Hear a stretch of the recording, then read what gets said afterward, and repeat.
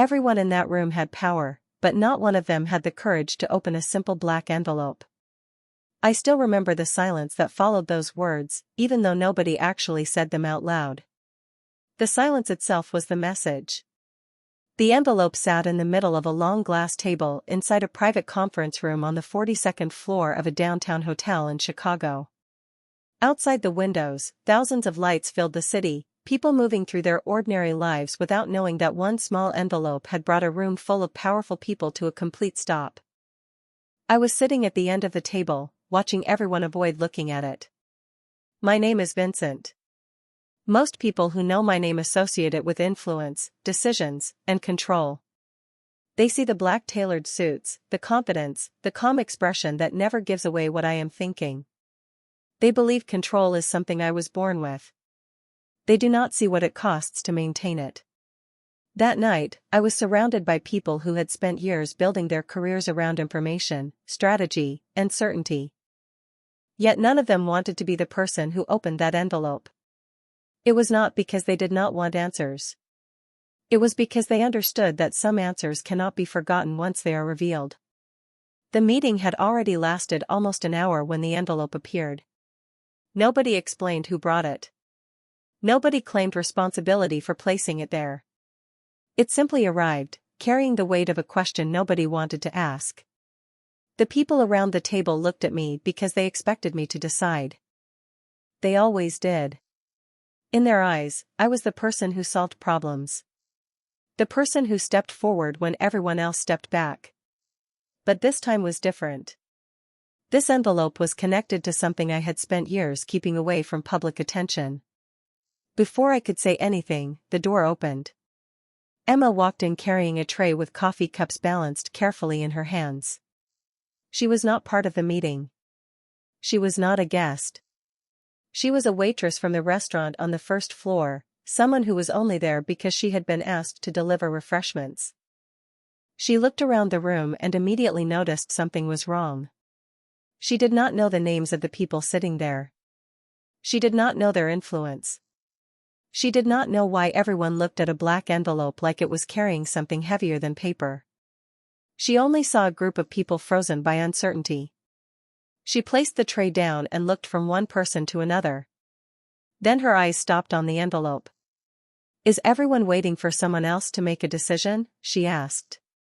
Nobody answered. That question changed the atmosphere more than any order I could have given. Emma was not trying to challenge anyone. She was not trying to prove she was brave. She simply could not understand why everyone was allowing fear to control a room. She stepped closer and reached toward the envelope. For the first time that night, everyone reacted. Some people looked at me, expecting me to stop her. They expected Vincent to take control. But I did not move. I watched the one person in that room who had nothing to protect, nothing to lose, and no reason to pretend. Emma picked up the envelope and looked at me. "Should I open this?" she asked. It was the first honest question anyone had asked all night. I could have taken it from her. I could have protected the secret the way I had protected everything else in my life. Instead, I made a choice I did not fully understand at the time. "Open it," I said. The room held its breath as Emma broke the seal. And in that moment, the balance of power changed forever. The moment Emma opened the envelope, the room stopped belonging to the people who thought they controlled it. I watched her eyes move across the first page, and for the first time that night, I saw something I had not seen from anyone else. She was not afraid of what she was reading. She was trying to understand it. The people around the table had spent years learning how to react to information before they even knew the truth. Emma did the opposite. She looked at the truth first, and only then decided how she felt about it. That difference stayed with me. Inside the envelope was a document connected to a decision I had made several years earlier. A decision that many people had interpreted without knowing the full story. The room expected Emma to find something that would confirm what they already believed about me. They expected another reason to keep their distance. But Emma was not interested in proving anyone right. She slowly placed the first page on the table and looked at me. This is about a choice you made, she said. Her voice was calm, but the question behind it was clear. I nodded. Yes. The people around us shifted uncomfortably because they wanted me to explain. They wanted me to control the meaning of what Emma had discovered. That was what I always did. I shaped conversations before they became problems. I answered questions before people had the chance to ask them. But Emma did not look at me like someone waiting for an explanation from a powerful man. She looked at me like someone deciding whether the person in front of her was being honest. That was new for me. Most people reacted to my reputation before they reacted to me. Emma reacted to my actions. The document described a decision that had affected several people connected to my company. From the outside, it looked cold. Calculated. The kind of choice people expected from someone like me. But there was a part of the story nobody in that room knew.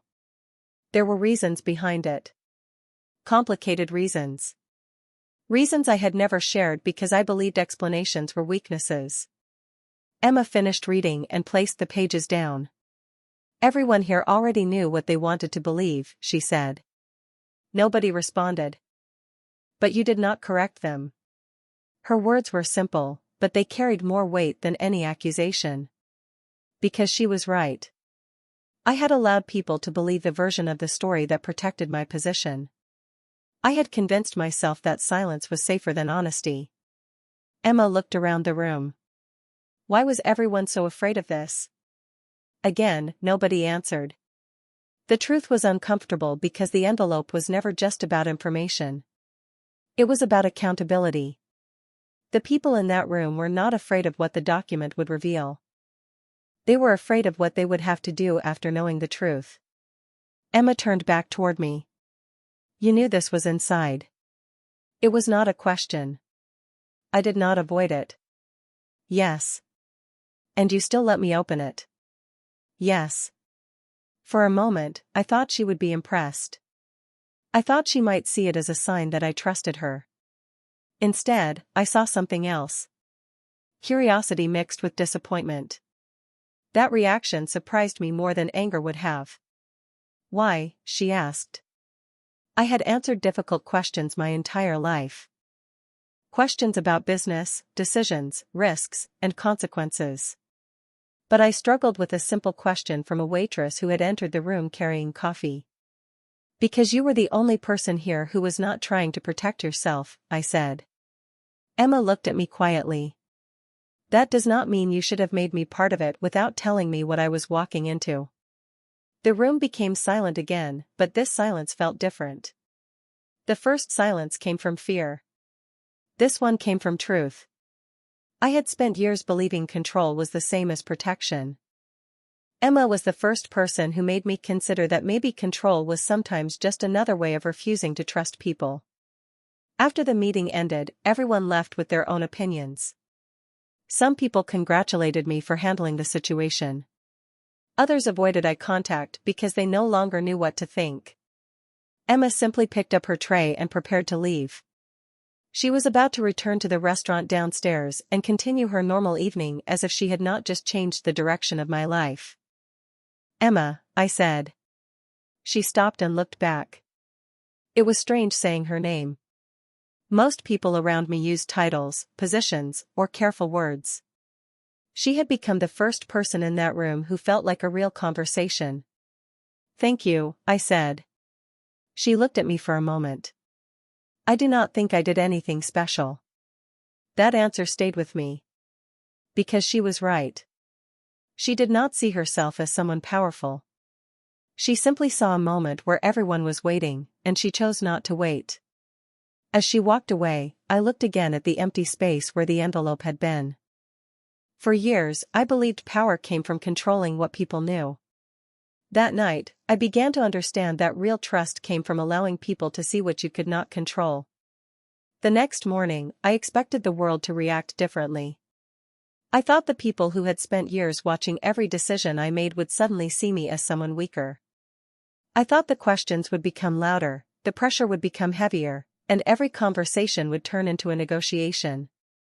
I was prepared for all of that. What I was not prepared for was the one person who did not care about any of it. Emma walked back into my life like nothing had changed. She returned to the hotel restaurant, tied her brown hair into the same neat bun, carried coffee to the same tables, and treated every customer with the same quiet attention she had shown me before she knew my name. That was what unsettled me. Everyone else reacted to information. Emma reacted to people. I watched her from across the lobby that afternoon, and I realized something I had never considered before. The black envelope had changed how people looked at me, but it had not changed how Emma looked at me. She was still trying to understand me. Not my position. Not my influence. Me. I walked into the restaurant and sat at a small table near the window. It was a place where I normally would have felt completely out of place. My world was usually private offices, closed meetings, and rooms where every person carefully measured every word. This was different. Here, people talked freely. They laughed. They made mistakes. Nobody adjusted their behavior because I entered the room. Emma approached with a coffee cup and a small notebook. "I did not expect to see you here," she said. "Neither did I answered. She looked at me for a moment. "That sounds like something a person says when they are avoiding the real answer." I almost smiled. Almost. Most people avoided challenging me. Emma seemed to do it naturally. "I wanted to talk," I said. "About the envelope?" she asked. I nodded. She placed the cup down but did not sit. "I have a question first." "What is it?" "How many people knew the truth before that meeting?" The question was simple, but the answer carried more weight than I wanted to admit. "A few." Emma looked away briefly. "And how many people were allowed to decide what they thought about it before hearing the whole story?" I understood what she meant. The document inside the envelope was only one piece of something larger. People had built their opinions around incomplete information because I had allowed it to happen. "I thought controlling the situation would prevent damage," I said. Emma looked back at me. "Maybe. But sometimes controlling a situation also means controlling people." Her words stayed between us. I wanted to disagree. I wanted to explain every reason behind every choice I had made. But I knew something about Emma by then. She was not looking for an excuse. She was looking for honesty.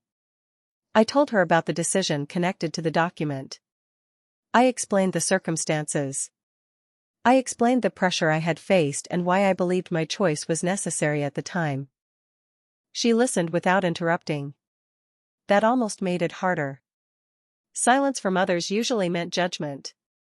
Silence from Emma meant she was thinking. When I finished, she asked one question. "Do you believe you made the right choice?" I had expected questions about facts. I had not expected a question about myself. "Yes," I said after a moment. She nodded slowly. "Then why do you look like you are trying to convince yourself?" I had no answer. That was the first time someone had separated my confidence from my certainty. She saw the difference. The following days became more complicated.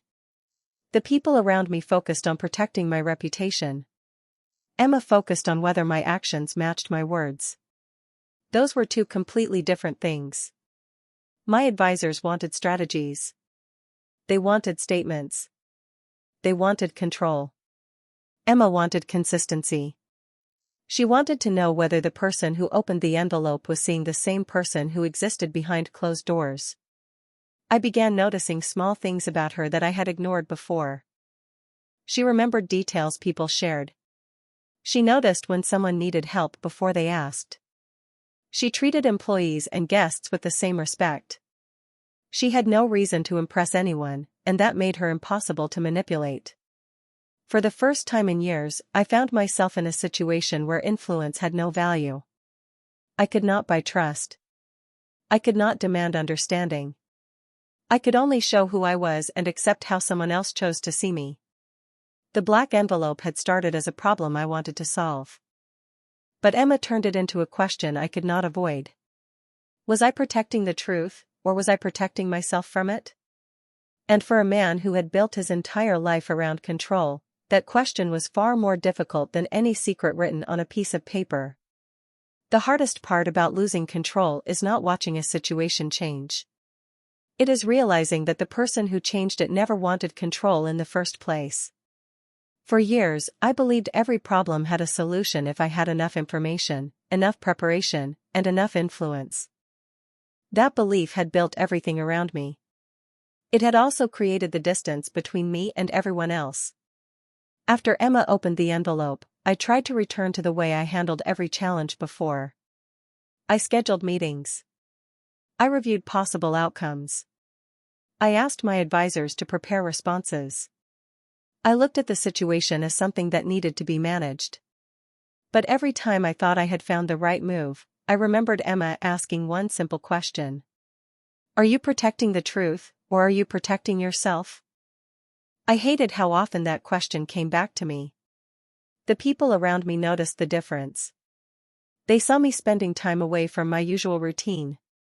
They saw me listening more and speaking less. They assumed I was planning my next move. The truth was, I was trying to understand why one conversation with a waitress had affected me more than years of negotiations. A few days later, I returned to the hotel for another meeting with the people who had been in that room when the envelope was opened. This time, the atmosphere was different. The confidence everyone had carried before was replaced by uncertainty. The document had forced people to reconsider old assumptions, and some of them were not comfortable with that. One person suggested that the easiest solution was to control the narrative before others created their own version of events. It was the kind of advice I would have accepted in the past. Protect the image. Reduce the questions. Move forward. But before I could respond, I thought about Emma. I thought about how she had looked at the document without fear and without trying to benefit from it. She had not asked what the information could do for her. She had asked what it meant. That difference changed my answer. We are not going to hide behind a better explanation, I said. The room became quiet. Someone asked if I was sure. I looked at the papers in front of me. For once, I want people to know the truth before they decide what they think. It was not the easiest decision. It created more questions than it answered. Some people believed I was making a mistake. Others thought I was becoming careless. But for the first time, I was making a choice without trying to control every possible reaction. Later that evening, I found Emma outside the hotel near the entrance where employees usually took their breaks. The city was loud around us, but she stood there quietly, watching the traffic pass. She noticed me before I said anything. You look different, she said. I smiled slightly. That sounds like another question disguised as a statement. She looked at me. Maybe it is. I told her about the meeting. I told her what I decided. She listened carefully, but her expression did not immediately change.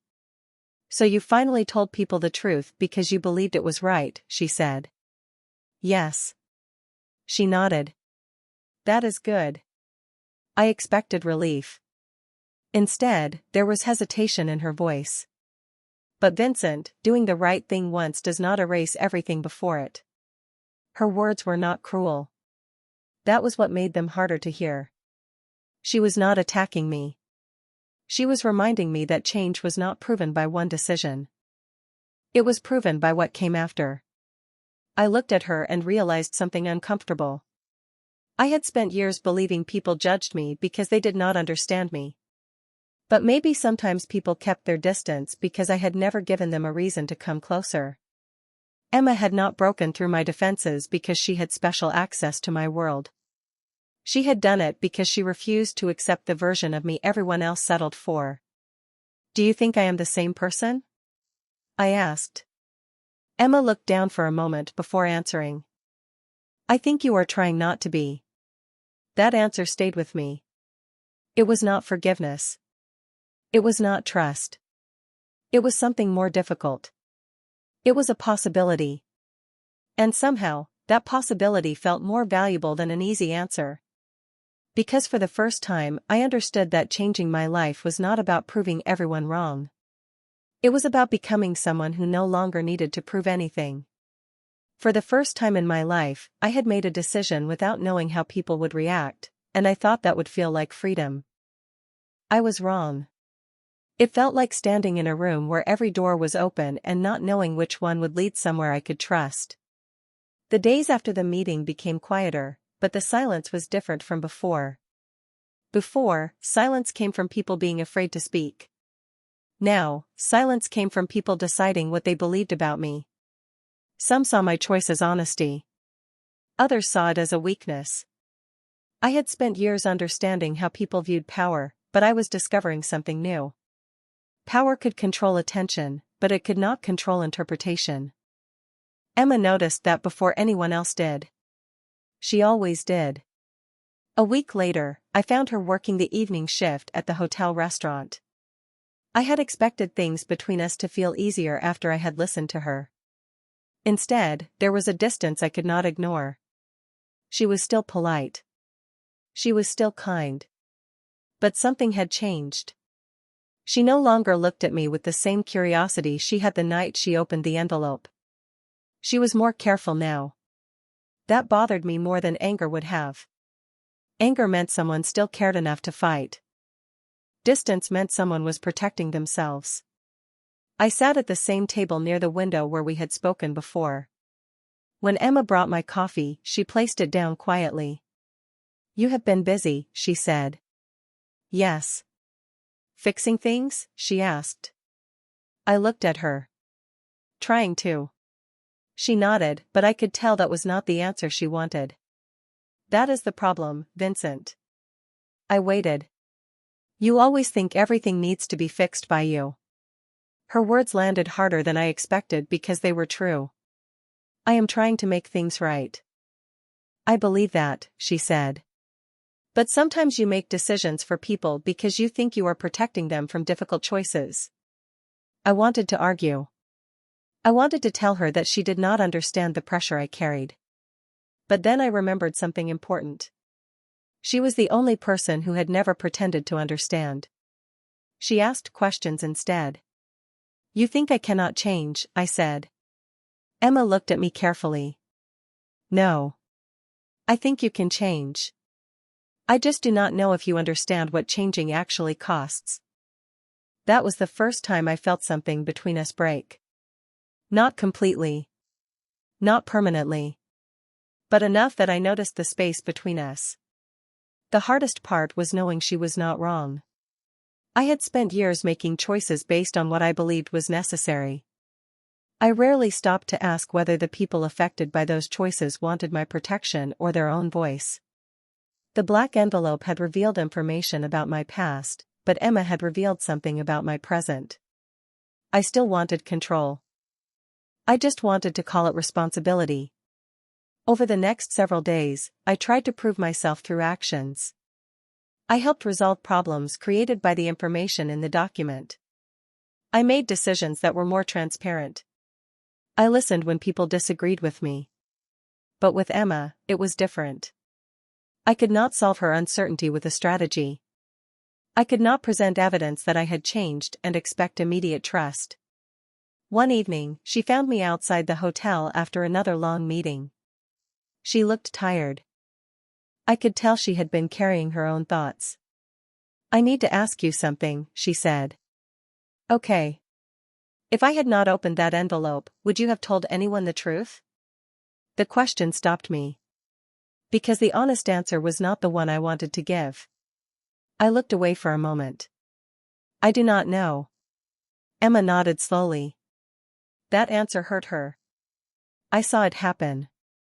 And for the first time, I understood that honesty was not always rewarded with comfort.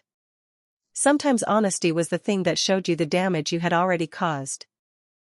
"Thank you for answering," she said quietly. Then she walked away. I stayed there watching the city lights reflect on the street, realizing something I had avoided for years. The hardest consequences were not the ones that affected my reputation. They were the ones that affected the people who started to believe there was something better behind it. And now I had to face the possibility that I could lose Emma not because I had lied to her, but because I had spent too long believing I knew what was best for everyone else. I thought losing control would be the hardest lesson I ever learned, but I was wrong. The harder lesson was accepting that some things could not be repaired by effort alone. After Emma walked away that night, I wanted to follow her and explain everything. Every instinct I had told me to close the distance, solve the misunderstanding, and make sure she knew my intentions were never meant to hurt her. But that instinct was exactly what had created the problem. I had spent years believing that if I explained enough, planned enough, and acted quickly enough, I could remove every uncertainty. Emma was teaching me that trust did not work that way. Sometimes people needed space to decide what they believed. Sometimes the answer could not be forced. The days that followed were the quietest I could remember. My company continued moving forward. Meetings continued. Decisions continued. The world outside still saw me as Vincent, the man who always knew what to do. But inside, I was facing a question I could not avoid. What if the version of me that everyone respected was the same version that kept people away? I found out later that Emma had been offered a position at another restaurant across town. It was a better opportunity, with better hours and a higher salary. Normally, I would have considered helping. I would have used my connections to make sure she had every advantage. But this time I stopped myself. Because I finally understood that helping someone without asking what they wanted was not always kindness. Sometimes it was just another form of control. A few days later, I saw Emma in the hotel lobby. She was finishing her shift and carrying a small stack of menus back toward the restaurant. When she noticed me, she stopped. The space between us felt larger than the few feet separating us. "I heard you have been busy," she said. I nodded. "I have." She looked at me carefully. "Are you here to convince me of something?" That question hurt because it revealed how predictable I had become. "No," I said. "I am here because I wanted to see you." Emma looked down for a moment. "That is different." I did not know if that meant progress or disappointment. "Maybe both." "I owe you an apology," I said. "Not because of what was in the envelope. Because I brought you into something without giving you a choice." She was quiet. For a moment, I thought she would say nothing. Then she answered. That was the part that bothered me the most. I listened. "Everyone thinks your power is the problem." "I do not think that. Power itself is not the problem. It is what people do when they believe they know better than everyone else." Her words were calm, but they reached deeper than anger ever could. "I am trying to learn that," I said. Emma looked at me. "Trying is not the same as changing." I nodded because I knew she was right. That moment was not a reconciliation. It was not a perfect ending. It was something more honest. Acknowledgement. For the first time, I was not asking Emma to understand me. I was trying to understand why she felt the way she did. Later that evening, new information about the document inside the envelope reached me. A detail I had overlooked years earlier suddenly changed the way I viewed the entire situation. The decision I had defended for so long was connected to a choice someone else had made before I ever entered the picture. The truth was becoming more complicated, and for the first time I was not afraid of that. Because I finally understood something Emma had known from the beginning. Truth was not valuable because it protected your image. Truth was valuable because it forced you to become better than the person you were before. I used to believe the truth was something simple. Something that could be separated into right and wrong, honest and dishonest, responsible and careless. But the longer I lived with the consequences of that envelope, the more I understood that truth was often more complicated than anyone wanted it to be. The new information I discovered did not erase my past decision. It did not make me completely right. It simply showed me a part of the story I had refused to see because I was too focused on defending my own choices. I spent that night reviewing every document connected to the original decision. For the first time, I was not searching for a way to justify myself. I was searching for what I had missed. That difference changed everything. The following morning, I asked Emma to meet me at a small coffee shop a few blocks away from the hotel. It was not a private office. It was not a place where I could control the environment. It was just a quiet corner in a normal city where two people could have an honest conversation. When she arrived, she looked surprised to see me without the usual group of people around me. "You came alone," she said. I nodded. I thought that was the point. She sat across from me and waited. I placed the updated information on the table, but I did not push it toward her. I did not tell her what to think. I simply explained what I found. The original document had shown my decision, but it had not shown the pressure and circumstances that came before it. Someone had hidden important details because they believed keeping everyone focused on one version of events would protect their own interests. For years, I had accepted the incomplete story because it matched the image people already had of me. Emma listened carefully. When I finished, she looked at the papers and then back at me. "So you were not wrong about everything," she said. "No," I answered. "But I was wrong about some things." She seemed to notice that answer more than the information itself. "That is the first time I have heard you say that." Her words reminded me of the person I had been before she entered my life. Someone who believed admitting uncertainty would make people question my ability to lead. But Emma had shown me the opposite. Sometimes admitting uncertainty was the first sign that you were finally seeing clearly. "I spent years thinking people misunderstood me," I said. "Maybe I made it easy for them to misunderstand me." Emma looked away for a moment. I could see the conflict in her expression. She wanted to believe the change was real, but she also remembered the moments when my choices had affected her without her permission. That distance between us was still there. It had not disappeared just because I found new information. "Vincent," she said quietly, "I believe you are trying. But I need to know something." "What? Are you changing because you finally understand the impact you have on people, or because you are afraid of losing the people who see you differently?" The question stayed with me. Because months earlier, I would have answered quickly. I would have given the perfect response. The answer that sounded strong. But this time I allowed myself to think. "Both," I finally said. Emma looked at me. "At least that is honest." It was not forgiveness. It was not the moment where everything became easy. But it was the first moment where I felt like we were standing on the same side of the truth. Later that day, I returned to the hotel and faced the people who had been waiting for my response. Before, I would have walked into that room prepared to defend myself. This time, I walked in prepared to accept responsibility for the parts that belonged to me. I told them the complete story. Not the version that protected my reputation. Not the version that made me look perfect. The complete story. Some people were uncomfortable. Some people disagreed. But something inside me had changed. I no longer needed everyone to see me as right. I needed to be someone who could face being wrong. And when I saw Emma again afterward, I realized the most important thing was not that she finally understood me.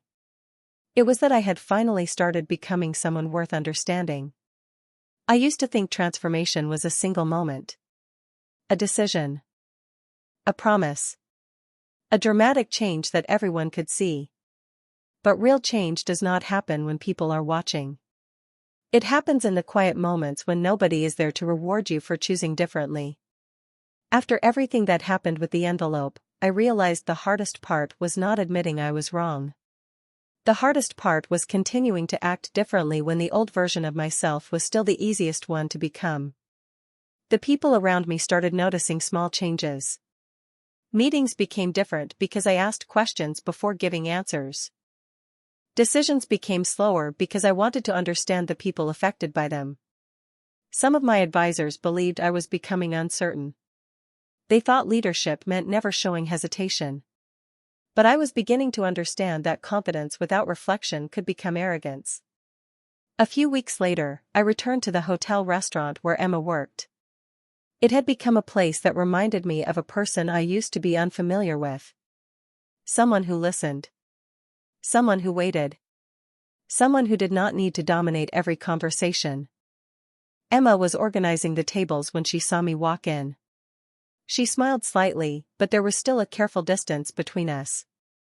I noticed it immediately. Before, I would have tried to remove that distance. I would have found the right words, the right explanation, the right solution.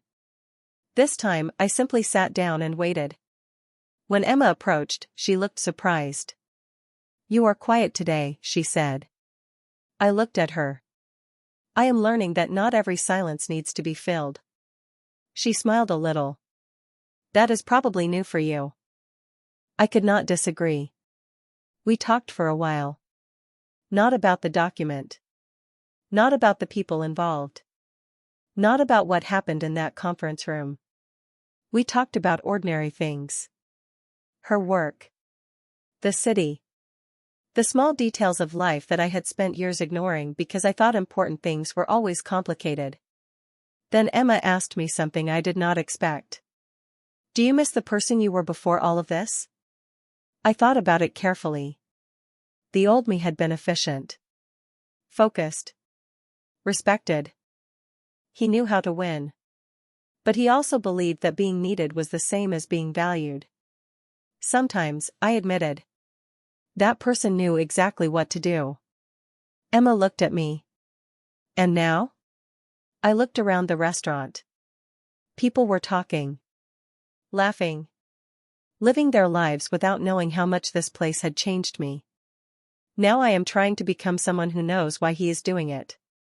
She did not answer immediately. That was something I had learned about Emma. She never rushed to give approval. She considered things. She allowed words to have consequences. Later that week, I faced one final decision connected to the original situation. There was an opportunity to protect my reputation completely. It would have been easy. It would have returned everything to the way it was before. The old Vincent would have chosen that path without hesitation. But the person I was becoming understood the cost. Protecting my image would mean hiding parts of the truth again. So I chose transparency, even knowing some people would judge me differently afterward. It was not a victory. There was no applause. No dramatic celebration. Just a quiet acceptance that I had finally chosen something because it was right, not because it was useful. When I told Emma what I had done, she listened carefully. "You know," she said, "the interesting thing is that you finally stopped trying to prove you changed." I looked at her. "What do you mean?" "You are just making different choices now."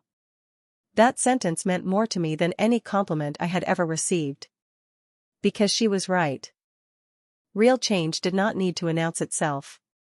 It appeared in patterns. In decisions. In moments where nobody was watching. I had spent my entire life building walls around myself because I believed they protected me. Emma never broke those walls down.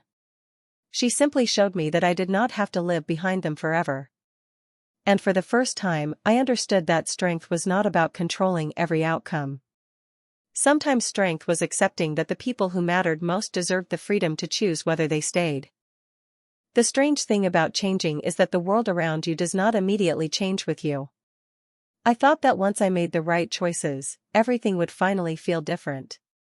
I thought the doubts would disappear, the questions would stop, and the people who had been waiting for me to fail would simply move on. But life does not work that way. The world remembers who you were before it notices who you are becoming. Months after that night in the conference room, people still talked about the decision connected to those documents. Some conversations were supportive. Others were not. There were still people who believed I had changed only because I had been forced to. There were still people who believed the old Vincent was hiding somewhere underneath everything I was trying to build. Maybe they were right to question me. Trust was never supposed to return because of one conversation or one good decision. Trust was something built slowly, through repeated choices. Emma understood that better than anyone. She never treated my change like a finished story. She watched what I did after the difficult moment passed. That was the part most people ignored. Anyone could make a promise when everything was falling apart. The real test was who you became when life became comfortable again. One evening, I returned to the hotel restaurant where I first met her. The city outside the windows was covered in soft evening light, and the restaurant was quieter than usual. Emma was finishing her shift when she noticed me sitting at the same table near the window. She walked over with 2 cups of coffee instead of 1. "I thought you might need this," she said. I looked at the extra cup. "You assumed?" She smiled. "I have learned that you think you do not need help even when you clearly do." I laughed quietly. It was a small moment, but it meant something. Months earlier, we could barely stand in the same conversation without carrying the weight of everything that happened. Now, there was something different. Not because the past disappeared. Because we had both learned how to carry it differently. "Do you ever think about that night?" she asked. I looked toward the window. "Every day." She waited.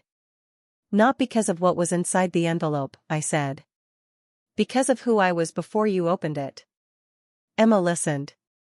"I thought being respected meant people were afraid to question me. I thought being responsible meant making every decision before anyone else had to worry. I never realized that I was creating a world where nobody could be honest with me." She looked down at her coffee. "And now?" I smiled slightly. "Now I know the people who challenge me are sometimes the people who care enough to tell me the truth." Emma looked at me for a moment. There was no dramatic reaction. No perfect ending wrapped in one sentence. That was what I appreciated about her. She never made life simpler than it was. She accepted the complicated parts. "You know," she said, "the person you are now is not someone who has everything under control." I raised an eyebrow. "That sounds like a compliment coming from you." She smiled. "It is. Because you finally understand that control was never the same as strength." Those words stayed with me. Years earlier, I built my identity around being the person who always had the answer. But Emma taught me something I never expected to learn. Sometimes the strongest choice was admitting you did not know. Sometimes the most powerful person in the room was not the one everyone listened to. It was the one brave enough to ask the question everyone avoided. I still carry the memory of that night. Not as a reminder of a secret. Not as a reminder of a problem. But as a reminder of the moment my life began moving in a different direction. Emma walked into a room where everyone believed power belonged to the people with influence, and she proved something I had forgotten. A person does not need a title, money, or authority to change the course of someone's life. Sometimes all it takes is the courage to step forward when everyone else chooses silence. I still have the same name. I still walk into rooms where people expect decisions from me. I still carry responsibilities that most people will never see. But I am no longer the man who believes he has to carry everything alone. Because the greatest lesson I learned was not about the truth hidden inside a piece of paper. It was about the truth hidden inside myself. The woman who entered my world as a stranger did not change me by giving me answers. She changed me by asking the questions I spent years avoiding. And even now, when the room becomes quiet and everyone waits for me to speak first, I remember Emma. I remember the person who had no power in that room, yet somehow had the courage to change everything. And that is the moment I finally understood that real strength was never about controlling the world around you. It was about having the courage to let the truth change you.